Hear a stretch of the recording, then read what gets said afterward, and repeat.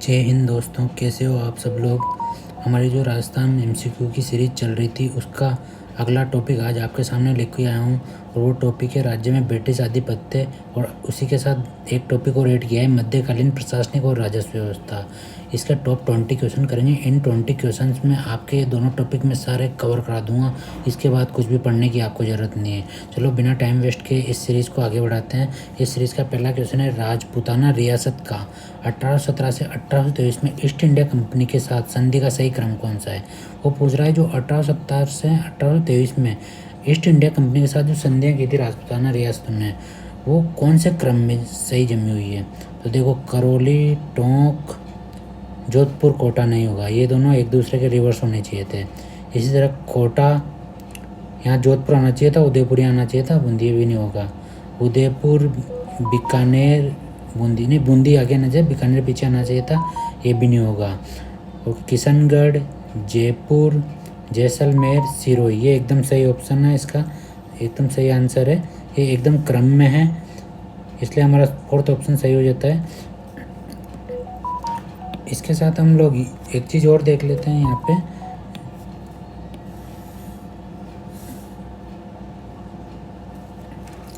जैसे आप याद कैसे करोगे इनको, संधियों का सही क्रम कैसे याद करोगे। तो दोस्तों, मैंने तो जो ट्रिक बना रखी मैं आपके साथ शेयर कर देता हूँ। जैसे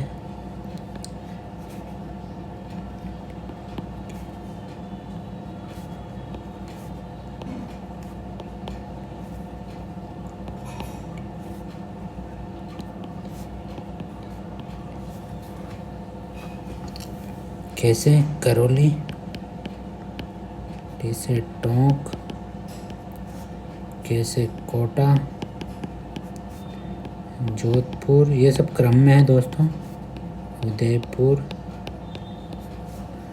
बूंदी,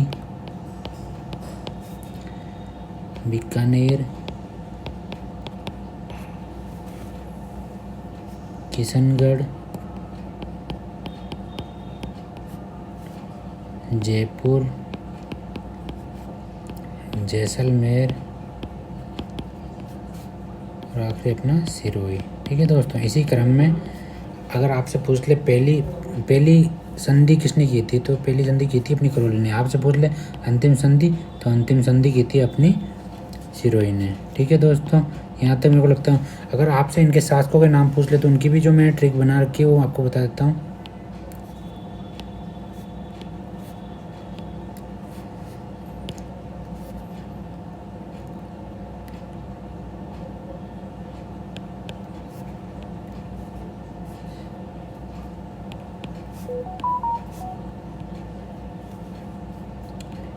दोस्तों, ये जो अल्फ़ाबेट है ये मैंने ऐसे कैसे लर्न कर रखे हैं, तो मैं इनको ऐसे ऐसे ही लिख देता हूँ। आप भी इस तरीके से लर्न कर सकते हो, तो आपको इनके थ्रू इनके नाम याद आ जाएंगे। जैसे ये थे हरबख्शपाल सिंह करौली के,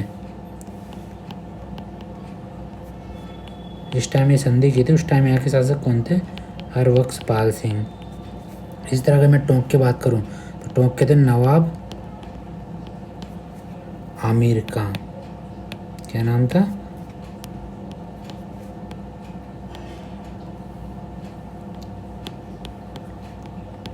ठीक है दोस्तों। इसी तरीके से अगर मैं कोटा की बात करूँ, कोटा के थे उमेश सिंह। जोधपुर के थे मान सिंह। उदयपुर के थे भीम सिंह। बूंदी के थे विष्णु सिंह।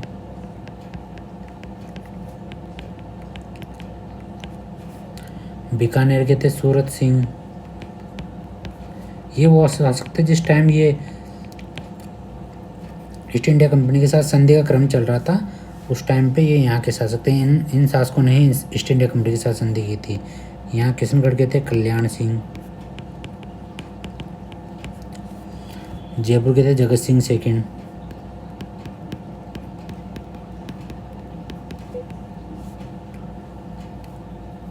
जगत सिंह सेकंड। जैसलमेर के थे मूलराज। और सिरोही के थे शिव सिंह। ठीक है दोस्तों, अगर आपको सन याद करना हो तो सन में ऐसा है 2 बार तो 3 बार तो 1817 आएगा, 7 बार आएगा 1818,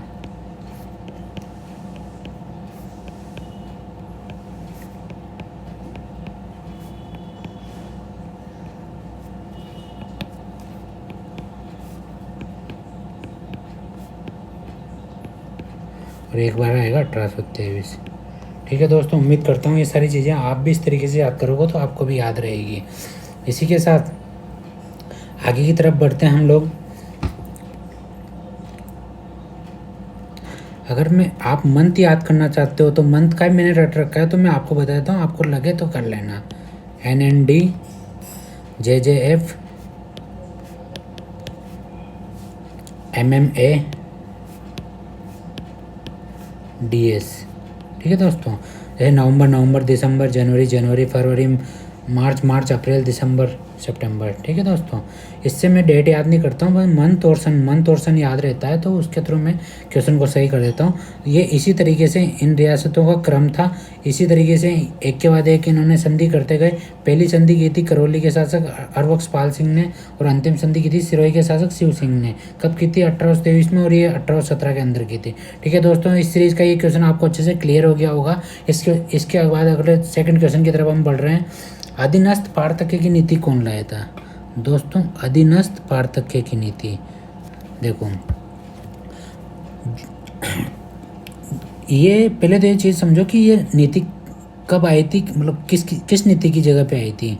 तो ये जो अधीनस्थ पार्थक्य की नीति आई थी ना, ये आई थी घेरे की नीति की जगह।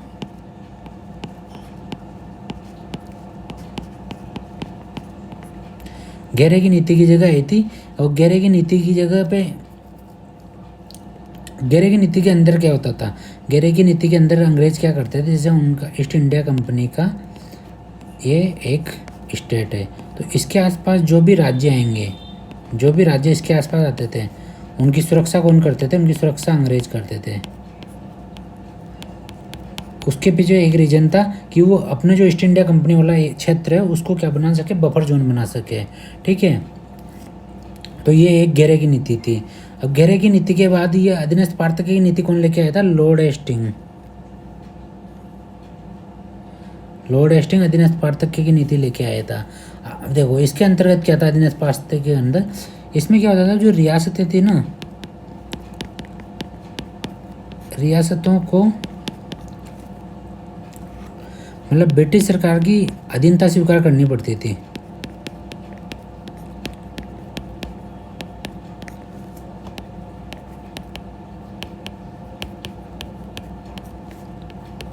और देखो किस तरीके से स्वीकार करनी पड़ती थी। स्वीकार का मतलब है यहाँ पे, जैसे यहाँ पे सेना पे जो कंट्रोल होगा वो भी ब्रिटिश गवर्नमेंट के पास होगा।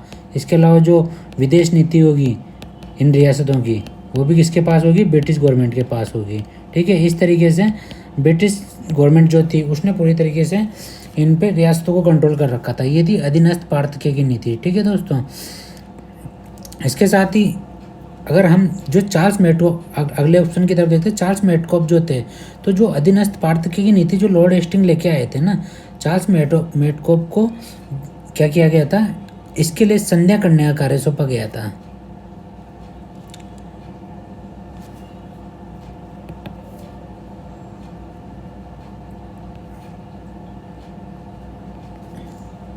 किसके लिए?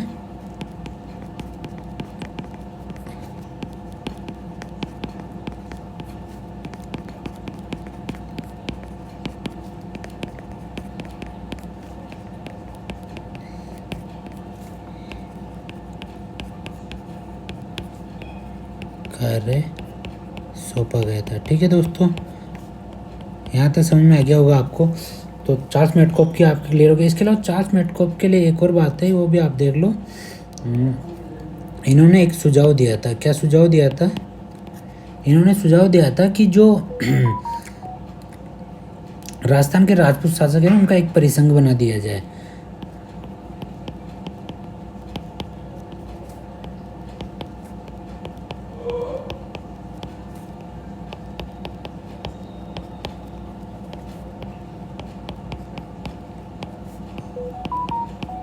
परिसंघ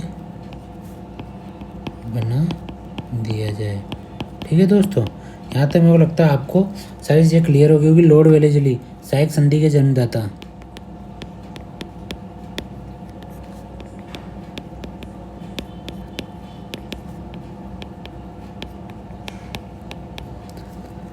अगर राजस्थान की बात करूँ तो पहली सहायक संधि किसने की थी? भरतपुर रियासत ने।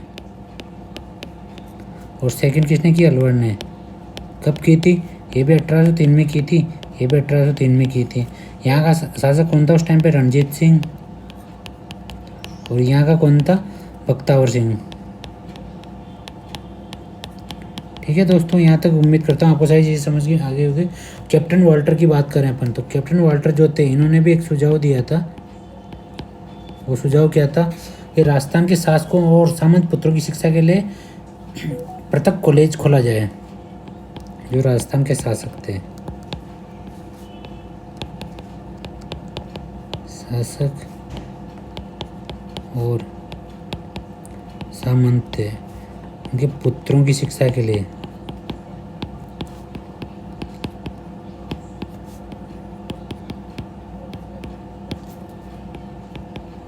तक कॉलेज खोला जाए। ठीक है दोस्तों, उम्मीद करता हूँ यहाँ तक आपको समझ में आ रही होगी। तो इसी के कारण जयपुर में नोबल्स स्कूल खोला गया था।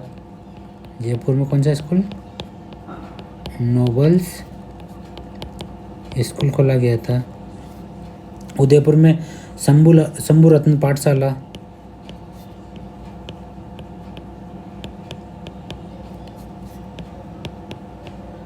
शंभू रत्न पाठशाला। इसके अलावा अगर मैं बात करूँ जोधपुर की, तो जोधपुर में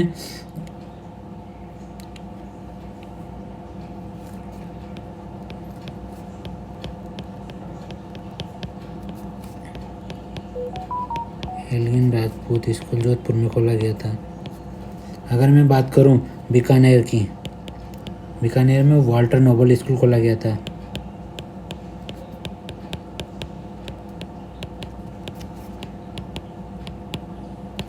अगर मैं बात करूं ब्यावर की, ब्यावर में लीथ ऑफ रेस की स्थापना की गई थी। यहाँ पे पाठ्य पुस्तक और धार्मिक साहित्य की छपाई की जाती थी। किस किस की? पाठ्य पुस्तकों की,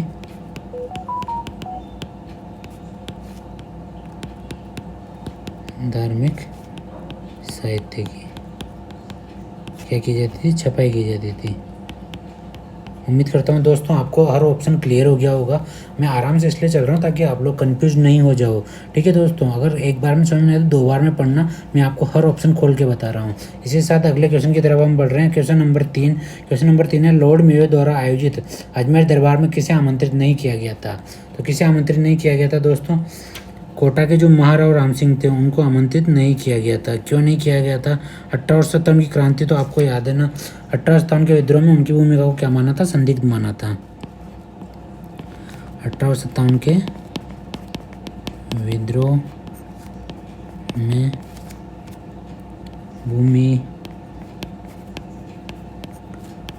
को संदिग्ध माना। ठीक है दोस्तों, अगर मैं जोधपुर नरेश तख्त सिंह की बात करूं तो ये अजमेर दरबार में आए तो थे पर ये वापस चले गए थे। क्यों चले गए? थोड़ा सा एक डायग्राम से समझते हैं अपन।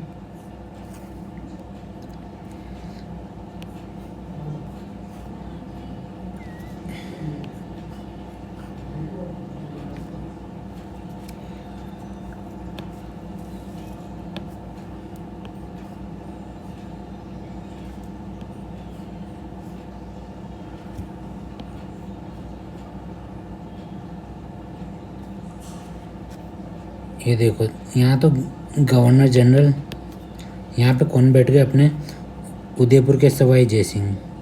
ठीक है दोस्तों, यहाँ बैठ गए अपने जयपुर के महाराज सवाई जय सिंह। ये जवाई सिंह उदयपुर के यहाँ बैठ गए और यहाँ पे बैठ गए अपने जयपुर के सवाई जय सिंह। और ये जोधपुर नरेश की यहाँ पे सीट लगा दी। तो इन्होंने जब ये देखा कि मेरी सीट इन दोनों के पीछे लगी हुई है, तो ये आने के बाद बिना इसमें शामिल हुए कहाँ पे वापस लौट गए थे? बिना दरबार में शामिल हुए जोधपुर नरेश तख्त सिंह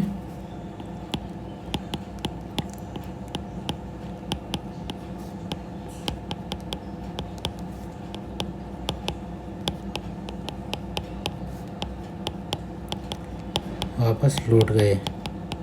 ठीक है दोस्तों, तो इससे क्या होगा, जो लॉर्ड मेयो थे ना, लॉर्ड मेयो वो नाराज़ हो गया और उसने जो तख्त सिंह की जो सलामी थी उसको घटाकर कितना कर दिया, जो तोपों की सलामी दी जाती थी ना 15 कर दिया, 15 तोपों की सलामी कर दी। उम्मीद करता हूँ आपको दोस्तों समझ में आ गया होगा। इस सीरीज के क्वेश्चन नंबर 4 की तरफ चलते हैं। क्वेश्चन नंबर 4 है, मेवाड़ भील कोर की स्थापना के समय मेवाड़ का शासक कौन था। देखो, मेवाड़ भील कोर की स्थापना जब हुई थी तो मेवाड़ का शासक था सरदार सिंह। कौन था, सरदार सिंह। ठीक है दोस्तों, तो कब हुई थी मेवाड़ भील कोर की स्थापना, 1841 में। किसने की थी, लॉर्ड गवर्नर जनरल था लॉर्ड एलन ने।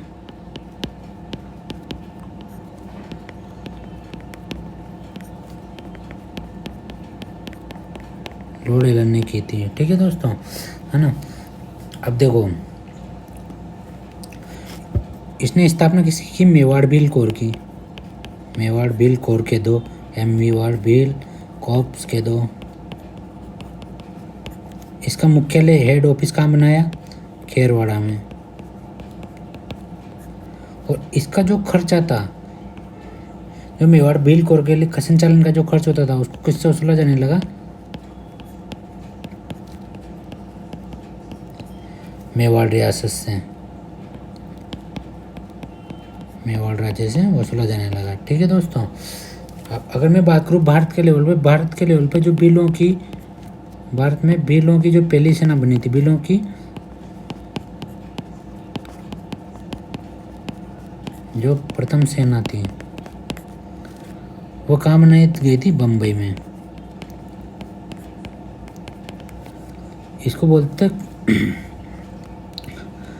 खानदेश भील कॉर्प्स। क्या बोलते थे, खानदेश भील कॉर्प्स।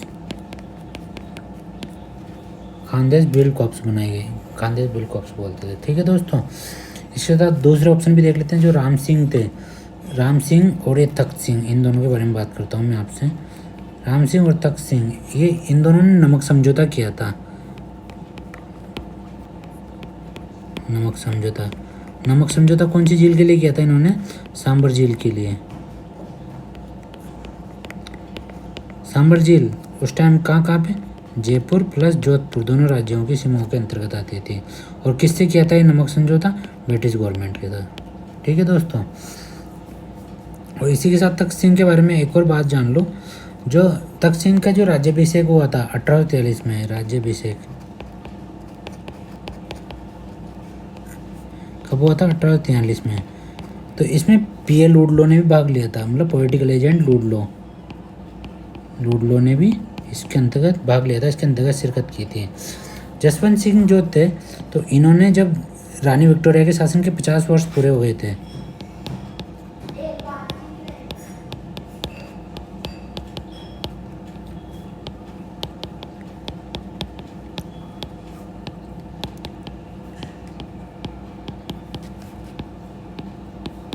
पूर्ण हुए थे, तो उसके अंतर्गत 50 वर्ष पूरे होने के अंतर्गत लंदन में स्वर्ण जयंती समारोह मनाया गया था।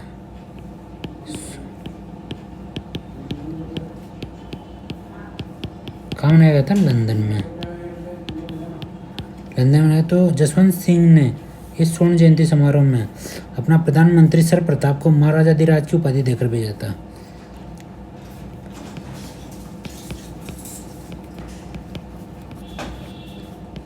सर प्रताप को महाराजाधिराज की उपाधि देकर भेजा था।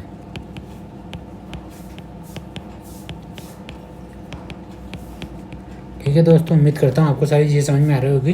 मैंने चारों ऑप्शन आपके सामने खोल दिए हैं। हर ऑप्शन अच्छे से क्लियर करना, हर ऑप्शन अच्छे से पढ़ना। ठीक है दोस्तों, इस सीरीज के अगले क्वेश्चन की तरफ चलते हैं। क्वेश्चन नंबर 5, शेखावटी में शांति व्यवस्था बनाने के लिए किसका गठन किया गया था। तो ऐसे तो नाम से समझ में आ जाएगा, शेखावटी ब्रिगेड का गठन किया गया था। शेखावटी में शांति व्यवस्था बनाने के लिए शेखावटी ब्रिगेड का गठन किया गया था, 1835 में किया गया था। इसका मुख्यालय कहाँ पे था? इसका मुख्यालय था झुंझुनू।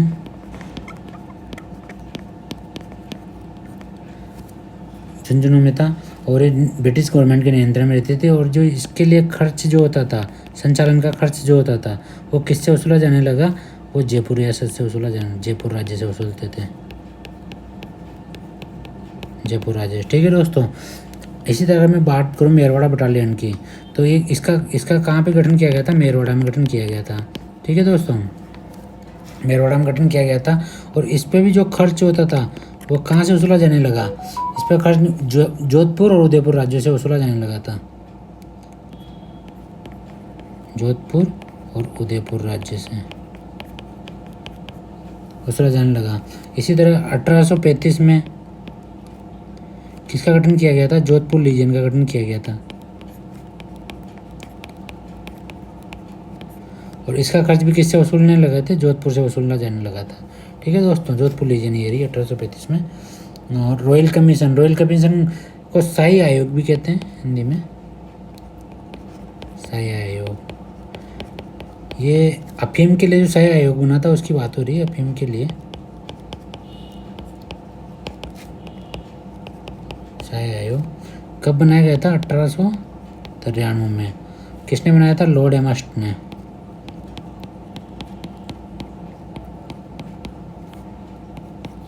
लॉर्ड एमस्ट ने। ठीक है दोस्तों, इसी साथ क्वेश्चन नंबर 6 की तरफ चलते हैं। नोबल्स स्कूल की स्थापना मैंने बताया था आपको कहाँ पे की गई थी? जयपुर में। बता चुका हूँ दोस्तों इस क्वेश्चन को पहले मैं आपको। इसी प्रकार उदयपुर में शंभू रत्न पाठशाला, याद आया आपको?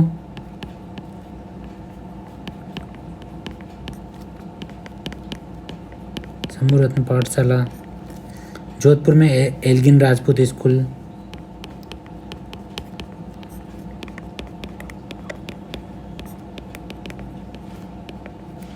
बीकानेर में वाल्टर नोबल्स स्कूल।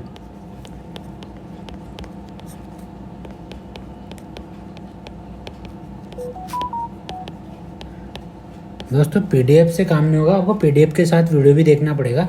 पीडीएफ तो मैं आपको डालूंगा ही सही, पर इसके साथ वीडियो रहेगा तो आपका रिवीजन भी जल्दी होगा और आपको फटाफट चीज़ें याद आना चालू हो जाएगी। इसी तरह क्वेश्चन नंबर 7 के साथ मेयो कॉलेज के संस्थापक कौन थे?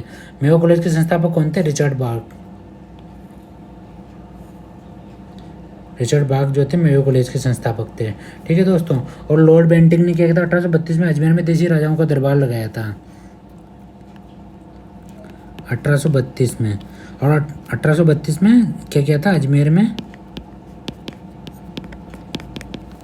देसी राजाओं का दरबार लगाया था।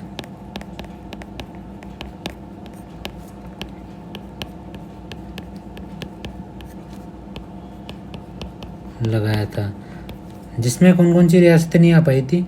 जिसमें बीकानेर, जोधपुर और जैसलमेर नहीं आ पाए थे। बीकानेर, जोधपुर और जैसलमेर ये रियासतें नहीं आ पाई थी। ठीक है दोस्तों, इसी के साथ लूडलो जो था ये क्या था? पॉलिटिकल एजेंट था। और ये किसके राज्याभिषेक में आया था? महाराजा तख्त सिंह के राज्याभिषेक में।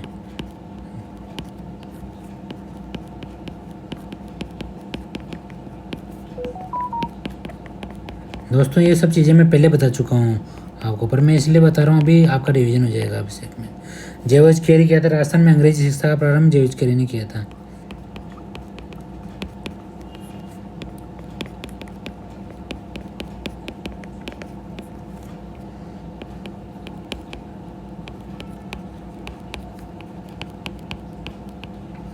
किसके द्वारा किया गया था? जेविस कैरी के द्वारा किया गया था।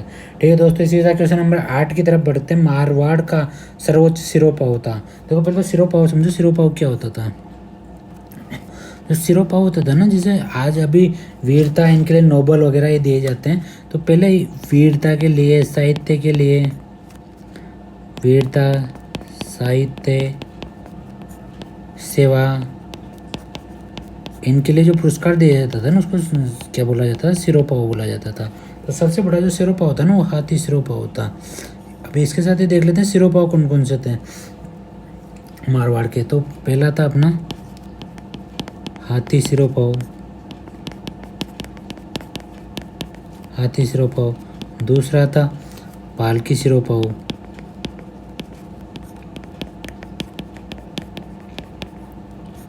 तीसरा था घोड़ा सिरोपाव।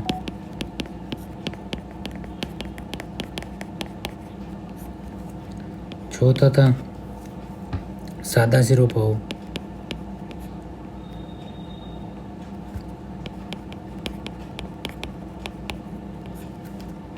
पांचवा था कंटी दुपट्टा सिरोपाव।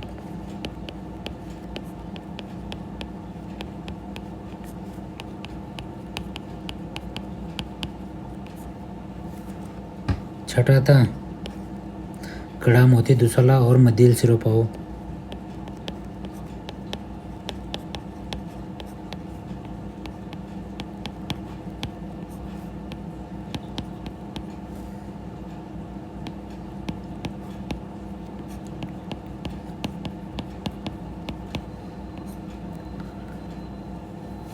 और सातवां था कड़ा दुसाला सिरोपाव।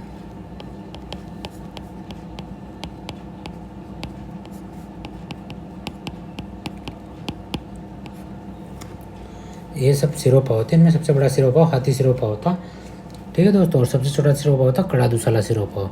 इसी तरह क्वेश्चन नंबर 9 की तरफ बढ़ते हैं। क्वेश्चन नंबर 9 है बीकानेर राज्य में इजारा प्रक्रिया को किस नाम से जाना जाता था? तो बीकानेर राज्य में इजारा प्रक्रिया को किस नाम से जाना जाता था? मुकाता के नाम से जाना जाता था। दोस्तों ये इजारा प्रक्रिया, ये मुकाता, ये सब क्या है? तो राजस्व के आधार पर भूमि का वर्गीकरण किया जाता था। इसके आधार पर राजस्व,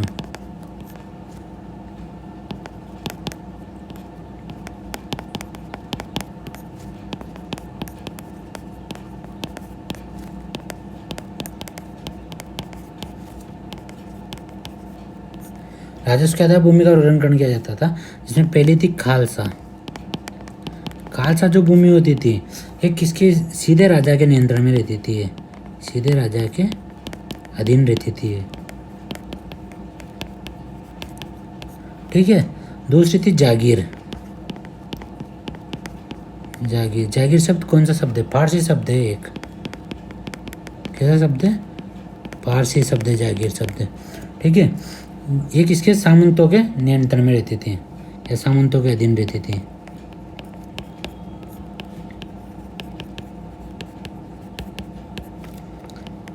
तीसरी थी भूम, भूमियों के अधीन रहती थी ये।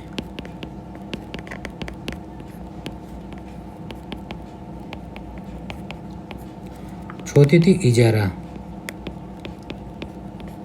इजारा क्या, एक तरीके से ठेका प्रणाली थी। इसको ठेका भी कहा जाता था, इसको आकबबंदी भी कहते थे। ठेका, आकबबंदी, है ना। और पांचवी थी गरुवाड़ा।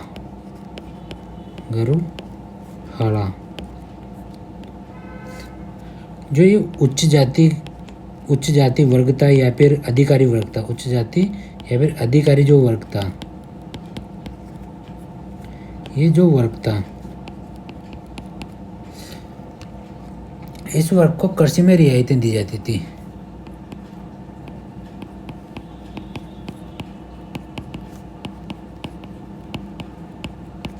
इनको क्या कहा जाता था? इनको घरवाड़ा कहा जाता था, कृषि में रियायतें देते हैं, है ना। फिर आपकी छठी थी मुस्तरका। मुस्तरका, मुस्तरका जो थी, एक तरीके से मुस्तरका को आप इस तरह, जैसे गांव होता था ना, गांव की जो आय होती थी, किसी किसी गांव की आय दो भागों में बटी होती थी, एक तो जमींदार और एक राज्य का हिस्सा। तो इस तरह की जो ज़मीन होती थी, इस तरह के जो गाँव, उनको क्या कहा जाता था? मुस्तरका कहा जाता था। एक होती थी मदद मास, मदद मास। ये भूमि क्या है? अनुदान के रूप में किसको दी जाती थी? धार्मिक प्रवृत्ति के व्यक्ति को दी जाती थी।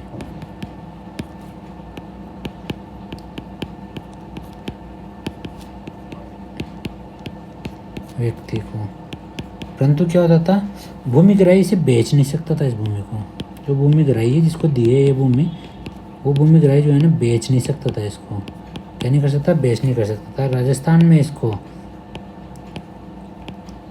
शासन के नाम से भी जाना जाता था, ठीक ठीक है दोस्तों, तो हमने एक तरीके से राजस्व के आधार पर भूमि के जो टाइप उस टाइम पे डिसाइड कर रखे थे वो सब मैंने आपको बता दिए हैं। तो उम्मीद करता हूँ ये सब आपको याद रहेंगे।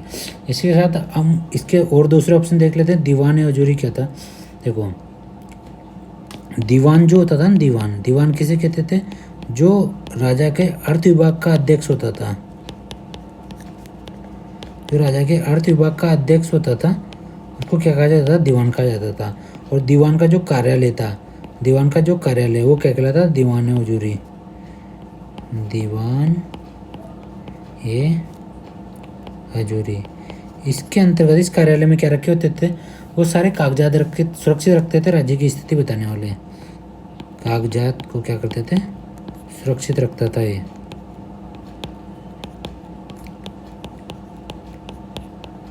कौन से कागजात होते थे? जो राज्य की स्थिति बताते थे कि राज्य में अभी क्या कंडीशन है, राज्य की स्थिति बताते थे। ठीक है दोस्तों, तो इसी कार्यालय के अंतर्गत एक अलग डिपार्टमेंट होता था, उसको बोलते हैं महाकामा ए बकायत।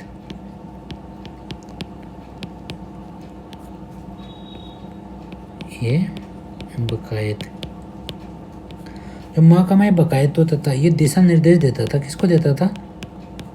दिशा निर्देश किसको देता था? एक तरीके से जो वसूली करने वाले होते थे उनको परगने कहा जाता था।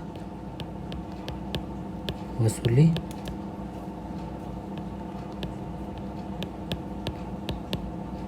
वाले, इनको क्या कहा जाता था? परगने। इनको ये दिशा निर्देश देता था। क्या दिशा? जैसे क्या राजस्व की दर रखनी है, वसूली में कितना बकाया चल रहा है, किसका बकाया चल रहा है, बकाया राशि कितनी है, वसूली कितनी करनी है, और खजानों के बारे में जानकारी देते थे, ये सब। ठीक है दोस्तों, मेरे को लगता है आपको चारों ऑप्शन अब अच्छे से समझ में आ गए होंगे। इसी के साथ अगले क्वेश्चन की तरफ चलते हैं। इजलास का संबंधित है, यहाँ थोड़ा सा संबंधित आएगा, संबंधित। देखो, इजलास कास्ट से संबंधित कौन है? सज्जन सिंह। कौन है? मेवाड़ के महाराणा सज्जन सिंह इजलास कास्ट से संबंधित है। 1933 की बात करता हूँ मैं। 1933 में इन्होंने इसकी स्थापना की थी, इजलास ए कास्ट की स्थापना की थी। इजलास ए कास्ट स्थापना क्या की थी? जो शंभू सिंह ने 1869 में महकमा ए कास्ट की स्थापना की थी। महकमा ए कास्ट, महकमा ए कास्ट की स्थापना की थी। ये था सर्वोच्च न्यायालय था, ये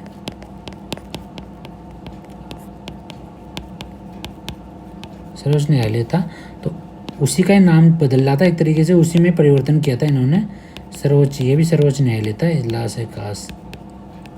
ठीक है दोस्तों, राजवी क्या होती थी? मारवाड़ के सामंतों की प्रथम श्रेणी थी राजवी। क्या थी?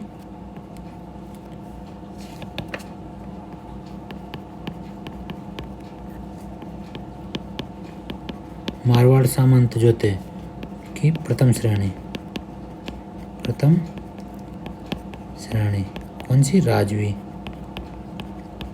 इसी से अगर मैं सेकंड श्रेणी की बात करूं, सेकंड कौन सी थी? सरदार।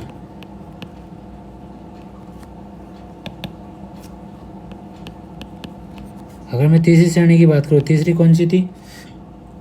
मुत्सदी।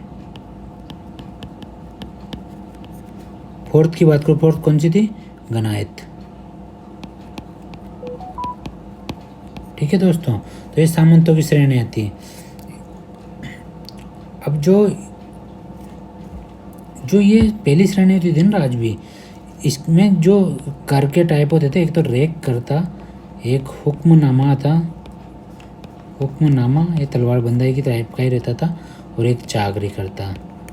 तो जो भी इस प्रथम श्रेणी के लोग होते थे उनको इन तीनों करों से 3 पीढ़ियों के लिए मुक्त किया जाता था।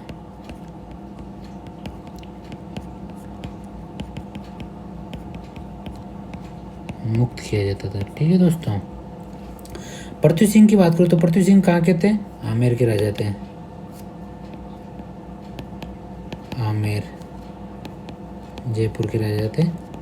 ठीक है दोस्तों, तो इन्होंने अपने जो 12 पुत्र थे, इनके 12 पुत्रों के नाम पे स्थायी जागीरें चलाई थी। 12 पुत्रों के नाम पे क्या चलाई थी? स्थायी जागीरें। जो स्थायी जागीरें चलाई थी ना, इनको क्या कहा गया? 12 कोठड़ी कहा गया। 12 कोठड़ी कहा गया इनको। ठीक है दोस्तों, जो यहाँ के सामंतों का वर्गीकरण किया गया है ना, यहाँ के जो सामंतों का वर्गीकरण किया गया, सामंतों का वर्गीकरण भी किसके हिसाब से किया गया? 12 कोठड़ी के हिसाब से किया गया।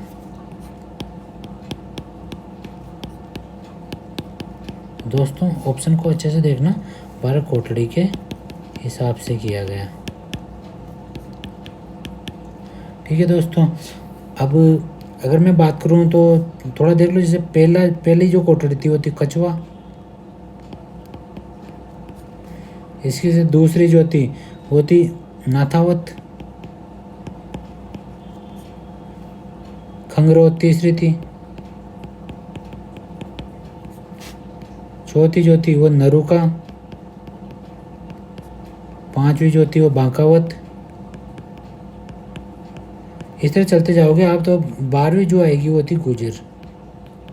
ठीक है दोस्तों, इस तरह से इन्होंने 12 कोठड़ी के नाम पर अलग अलग जागीर चलाई थी, और उन अलग अलग जागीरों के अलग अलग सामंत हुआ करते थे, तो उन्हें 12 कोठड़ी के सामंतों के नाम से ही जाना जाता था। ठीक है दोस्तों, इसी क्वेश्चन के साथ अगले क्वेश्चन की तरफ चलते हैं हम। क्वेश्चन नंबर 11, जयपुर राज्य के प्रधानमंत्री को क्या कहा जाता था? जयपुर राज्य के प्रधानमंत्री को कहा जाता था मुसाहिब। क्या कहा जाता था दोस्तों?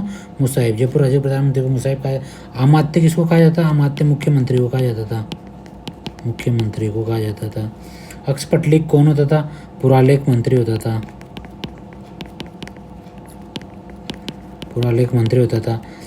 20 का अधिराज कौन होता था? मुख्य वेद जो होता था राज्य का, मुख्य वेद, वो क्या होता है? 20 का अधिराज। इसी तरह संधि विग्रही की बात करूं मैं, संधि विग्रहिक, संधि विग्रहिक कौन होता? संधि का मंत्री होता था।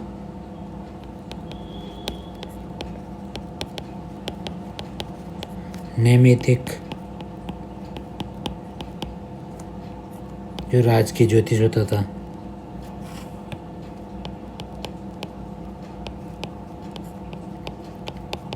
राज की जो ज्योतिष होता था।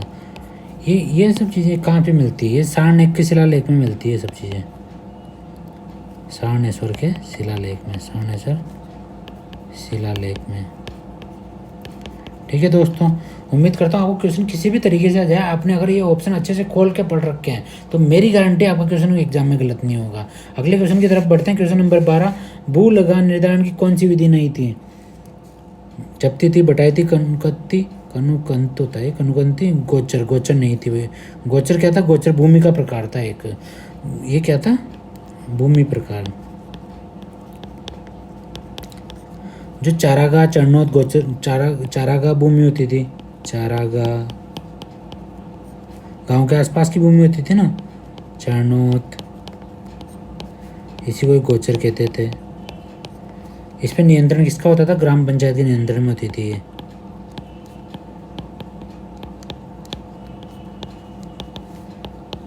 ग्राम पंचायत के नियंत्रण में होती थी ये। ठीक है दोस्तों, जब्ती क्या था? एक जब्ती करता, एक नाप करता है। ये किसके द्वारा शुरू किया गया था? टोडरमल के द्वारा, राजा टोडरमल के द्वारा इसको शुरू किया गया था, शुरू किया गया था। ठीक है दोस्तों, बटाई, बटाई का एक, बटाई क्या थी? एक उपज का एक निश्चित भाग होता था ये, मतलब निश्चित भाग, उपज का निश्चित भाग होता था। इसको क्या बोलते थे? लाटाई बोलते थे, लाटा कुंटा जिसको बोलते थे, लाटाई बोलते थे। जैसे इसमें क्या करते थे? फसल तैयार होगी, फसल तैयार होगी, उसको क्या कर लिया था? साफ कर लिया जाता था, साफ कर लिया जाता था। फिर यहाँ पे कैसे? यहाँ नाप कर बिल्कुल निश्चित हिस्सा लेते थे, नाप कर बिल्कुल निश्चित हिस्सा, बिल्कुल निश्चित हिस्सा, अनुमान से नहीं लेते थे, बिल्कुल निश्चित हिस्सा लेते थे। अब नाप कैसे नापा जाता था? तोल कर लेते थे, या फिर रस्सी से ढेर करके रस्सी से नापा जाता था, तोल कर या डोरी से नापा जाता था। ठीक है दोस्तों, ऐसे कन्नुकत जो थी इसको कुंती भी बोलते हैं हम। इसमें क्या करते थे? जो उपज का ढेर होता था, उपज का ढेर होता था। उपज का ढेर हो या फिर खड़ी फसल हो, या खड़ी फसल हो, अनुमान लगाकर भाग निर्धारित कर देते थे। जबकि यहाँ पे निश्चित कर रहे थे अपन, यहाँ पे अनुमान लगाकर भाग निर्धारित करते थे। भाग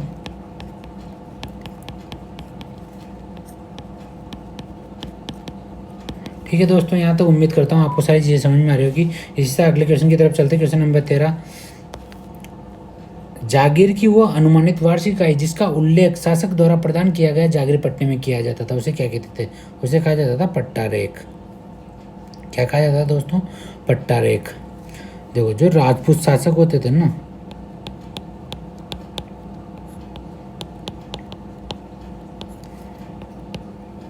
इनके नीचे कौन का? सामंतों को जागीरें दी जाती थी। सामंत के पास क्या होती थी? जागीर होती थी। अब जागीर होती थी तो जागीर की जो उपज होती थी, जागीर की जो उपज होती थी वही क्या होती थी? उसकी वार्षिक आय होती थी। और इसी वार्षिक आय को हम क्या कहते हैं? रेख कह देते थे। रेख कह देते थे। यही रेख को मारवाड़ में पट्टा रेख और बर्तु रेख कहा जाता था। मारवाड़ में पट्टा रेख या फिर बर्तु रेख, मारवाड़ में पट्टा रेख या बर्तु रेख कहा जाता था। इसी के आधार पर जो वार्षिक आय, इसी के आधार पर सामंतों के सैनिक बल का अनुपात करते थे।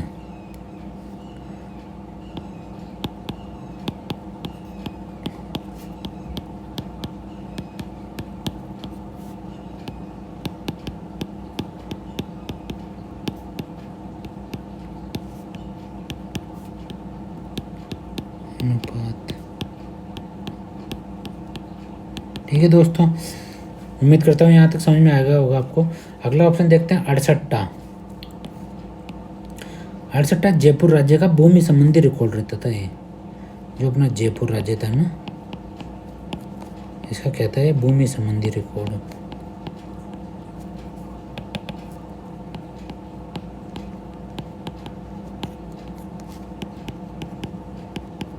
ठीक है दोस्तों, अगर मैं जीवनी की बात करूं तो जीवनी कहती जैसलमेर में सामंतों की श्रेणी थी एक।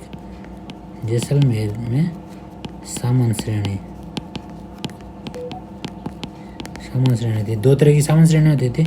एक होती है डाबी, जिसको क्या कहा जाता था? बाई सामंत श्रेणी भी कहा जाता था। एक होती थी जीवनी, इसको दाई सामंत श्रेणी भी कहा जाता था। ठीक है दोस्तों, यहाँ तक उम्मीद करता हूँ आपको समझ में आ गई होगी। पंचकुल के दम, ये क्या होती थी? स्थानीय संस्था होती थी। स्थानीय संस्था। अब इसको अर्ध सामाजिक प्लस अर्ध राजनीतिक कहा जाता था। क्या कहा जाता था? अर्ध सामाजिक प्लस अर्ध राजनीतिक। अर्ध सामाजिक प्लस अर्ध राजनीतिक कहा जाता था। इसका प्रमुख कार्य क्या था? इसका प्रमुख कार्य ये जो सरकार द्वारा भूमि से संबंधित जो भी आदेश दिए जाते थे उनका क्रियान्वयन कराना। सरकार द्वारा भूमि से संबंधित आदेश का क्रियान्वयन कराना। इसके अलावा जो क्रय विक्रय पर कर लगता था ना, वो भी ये लगते थे। और क्रय विक्रय पर कर लगाना, वो भी कौन लगाती थी? पंचकुल संस्थाएं लगाती थी। ठीक है दोस्तों, उम्मीद करता हूँ आपको चारों ऑप्शन समझ में आ गए होंगे। इस अगले क्वेश्चन की तरफ चलते हैं। क्वेश्चन नंबर 14, 1632 और गोल का संबंध किससे है? 1632 और गोल का संबंध किससे? मेवाड़ की सामंती व्यवस्था से है। मेवाड़ में सामंती व्यवस्था थी, वो 1632 और गोल 3 तरीके से रहती थी। ठीक है, और मारवाड़ की सामंती व्यवस्था मैंने बताया था आपको, राजवी, सरदार, मुत्सदी, गनायत। फिर बताता हूँ, राजवी, सरदार, मुत्सदी, गनायत।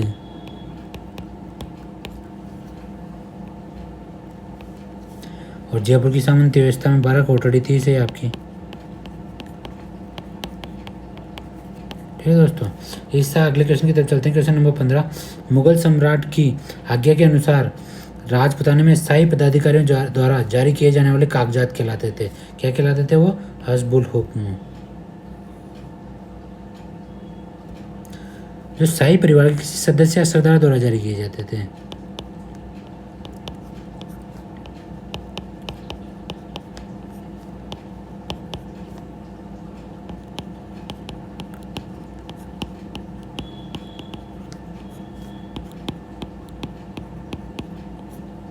सरदार द्वारा जारी किए जाते थे।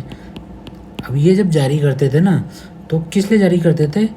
किसी व्यक्ति को सम्मति या किसी व्यक्ति को कोई स्वीकृति देनी हो,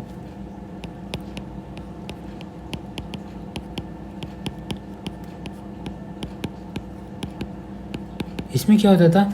बादशाह की सहमति होती थी। मतलब ये अगर किसी ने हस्बुल हुक्म जारी किया है तो उसका मतलब है उसमें बादशाह की सहमति है, बादशाह की सहमति है। ठीक है दोस्तों। देखो सार्तवा क्या होते थे? गाड़ियों से जो माल को दूर तक बेचने जाने वाले व्यापारी थे ना, उनको कहते थे सार्तवा।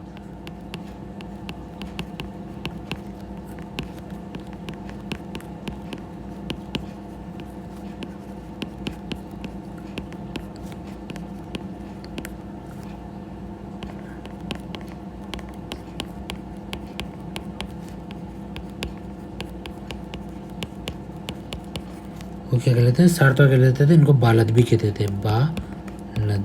ठीक है दोस्तों। नजराना क्या होता था? ये एक उत्तराधिकारी शुल्क था। जब भी कोई उत्तराधिकारी बनता था तो एक प्रकार का कर लगाया जाता था, एक प्रकार का शुल्क लगाया जाता था, उसको कहते थे नजराना। ये अलग अलग होता है, जैसे हुक्मनामा भी कहते थे इसको, हुक्मनामा भी कहते थे, पेशकशी भी कहते थे, कैद खालसा भी कहते थे,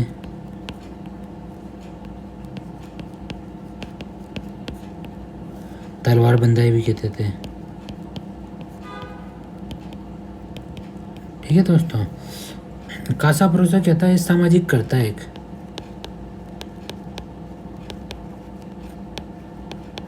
ये कब लगाए? विवाह या मृत्यु भोज पर किसानों से वसूला जाता था ये।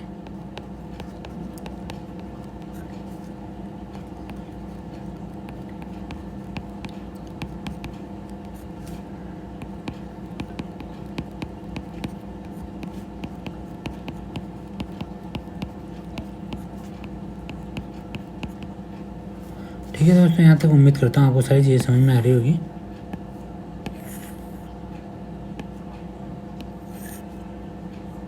किसानों से वसूला जाता था। अगले क्वेश्चन की तरफ बढ़ते हैं। क्वेश्चन नंबर 16, दिवाली और होली पर वसूला जाने वाला कर कौन सा था? दिवाली होली पर वसूला जाने वाला कर कहलाता था तिवारा। कौन सा कर कहलाता था? तिवारा कहलाता था। मटक विच्छेद और ये है खरड़ा है दोस्तों, खरड़ा। ये कहते हैं राजस्थान के स्थानीय करते हैं। ये खरड़ा नहीं है इसमें, ये राजस्थान के स्थानीय करते। खरड़ा जो था ये श्रमजीवी जातियों से वसूली जाने वाली राशि थी।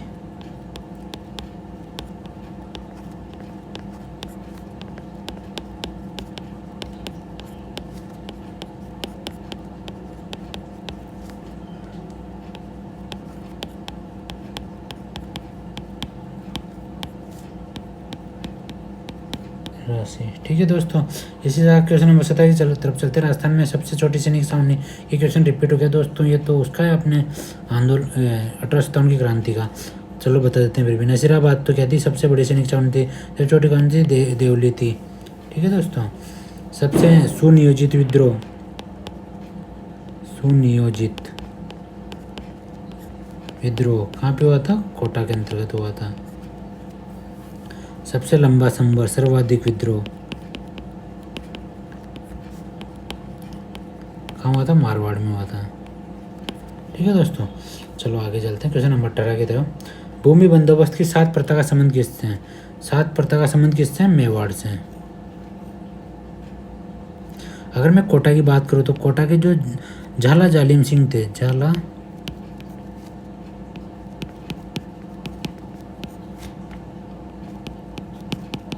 सिंह थे, इन्होंने 1807 में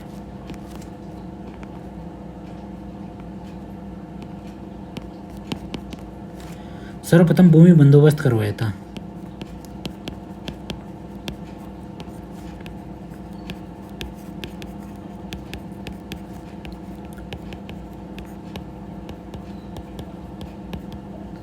ठीक है दोस्तों, इसके तहत इन्होंने क्या करवाया था, राज्य की समस्त भूमियों को नपवाया था, राज्य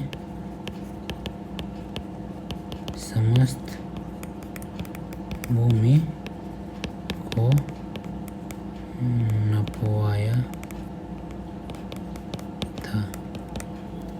ठीक है दोस्तों, अगले क्वेश्चन की तरफ चलते हैं। नील की खेती का केंद्र कौन सा था? नील की खेती का केंद्र था बयाना भरतपुर। लाटा क्या होता था? मैंने बताया था आपको, भू राजस्व करता है लाटा, जिसमें निश्चित भाग लिया जाता था एक। ठीक है, तलवार बंदाई का मैंने बताया था आपको, क्या था? हुक्मनामा भी बोलते थे इसको, पेशकशी भी बोलते थे, खेत खालसा ही बोलते थे, नजराना ही बोलते थे इसको। कब कब लिया जाता था? जब कोई नया शासक आता था उस टाइम पे, जब कोई नया उत्तराधिकारी आता था उस टाइम पे। श्रम जीवी जाति से वसूल जाने वाली राशि क्या कहलाती है? बताया था मैंने, खरड़ा।